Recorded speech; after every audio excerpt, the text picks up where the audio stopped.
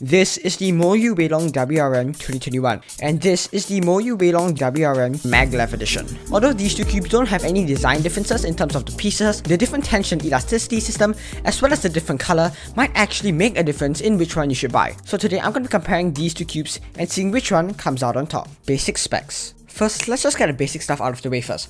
Both these cubes are 55mm in width, but the weight of each cube is actually different. Although it isn't a massive difference, the MAGLEV version is 4 grams or 5% heavier than the non-MAGLEV edition. The overall cube does feel slightly more dense in your hands, but it isn't a big change, so I wouldn't really draw anything from this comparison. Next up, the price. The non-MAGLEV version costs $23 and the MAGLEV version costs $30. The $7 difference and the 4 gram weight increase is probably just because of the magnets over here in the MAGLEV system are heavier and more expensive to install compared to a traditional shoe.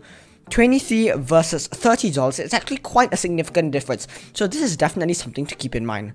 Out of the box, I found that the non-MAGLEV version was very fast, but had a sort of sandy feel to it. On the other hand, although the MAGLEV version did have a slight sandy turning feel out of the box, it wasn't nearly as extreme as I got on the normal edition. In addition, it was even more effortless to turn than the non-MAGLEV was out of the box.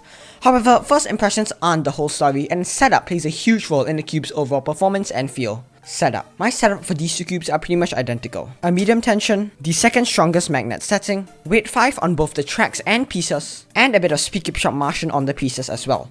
However, both these cubes have actually responded differently to this exact same setup. For some reason, the MAGLEV is just a little bit quieter and sort of different sounding from the non-MAGLEV. And I don't mean like the spring noise, I mean the general sound of the cube.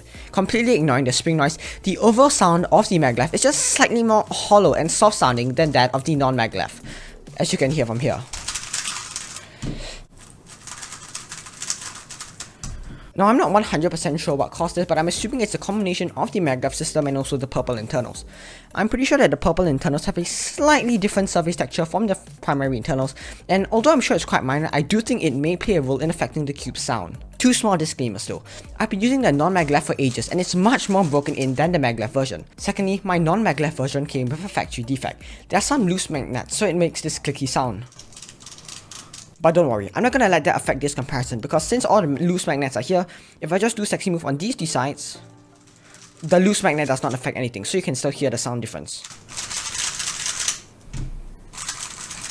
As you can see, it sounds sort of hollow and it also is a bit softer than the non-MAGLEV version. The performance is basically identical, of course. I mean, the piece design is virtually the same, so there is no reason why something like the corner cutting would be different. However, I'm sure that the MAGLEV system and the purple internals will still affect this cube in some way. For example, this cube is quite a bit faster than the non-MAGLEV version. Although a lot of people have actually said that the non-MAGLEV version is faster, I personally find that the MAGLEV version is quite a bit more frictionless to turn and a lot more effortless to turn than that of the non-MAGLEV. The stability and controllability of these two cubes are roughly the same. I mean, I haven't had any major stability issues on this cube, even though it is a little bit faster than the WRM 2021. However, sometimes I do overshoot and lock up. Like if I just do spam J-pumps real quick, you see that sometimes I do mess up and make a few lockups if I'm turning at my top speed.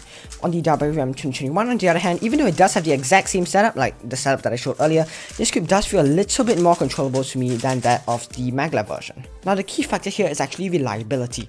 Although sometimes when I get into the flow, I can get some really good times and get some really smooth turning on the MAGLEV version, the non-MAGLEV version is just more reliable in that it locks up less. In a recent video I did over on my second channel, I went over the future of cubing hardware and including MAGLEV. And one of the things that I brought up in that video, for example, Tymon, Feliks, a lot of the top cubers weren't using MAGLEV in their cubes.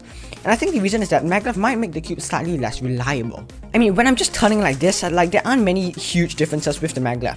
But when I'm doing solves, very often I'll get a catch or a lockup, which usually doesn't happen on the non-MAGLEV version. Which is why for me, I prefer the non-MAGLEV version because not only is it cheaper, but for me, it's more reliable. But on this cube, if I get into a good rhythm and I'm just like turning, it just feels honestly amazing. And I actually prefer, like if I get into the groove and this cube doesn't lock up, it actually feels really good and actually feels a little bit better than this cube. However, this cube is more reliable and that truly is more important to me than how a cube feels when you're just picking it up and turning it. You see what I mean? Sometimes I just overshoot and just can't really get like my normal times on this cube that I would on the WRM 2021. So to conclude, I think both these cubes are really good cubes, but I think that the non-MAGLEV version, considering that it's cheaper, is probably a better option. But as I said, once you get into the groove and you get like into a good rhythm, the MAGLEV version is actually really satisfying to turn.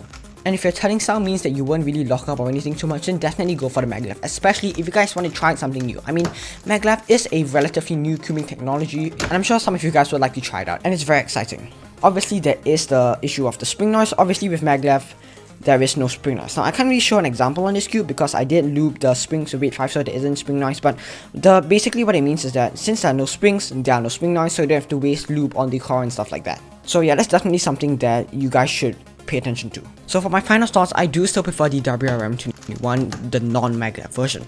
As I said, I find that this cube suits my turning style more, and it's more reliable. The key term here being reliable, meaning that I can still get my normal times, and locking ups are very, very rare. Both the maglev and non-maglev versions of this cube and a lot of other quality cubing products are available at speedcubeshop.com, and you can use the discount code MCubers to get 5% off and support my channel at the same time. If you guys enjoyed this video, please do consider subscribing, and as always, thank you so much for watching, and I'll see you guys next time.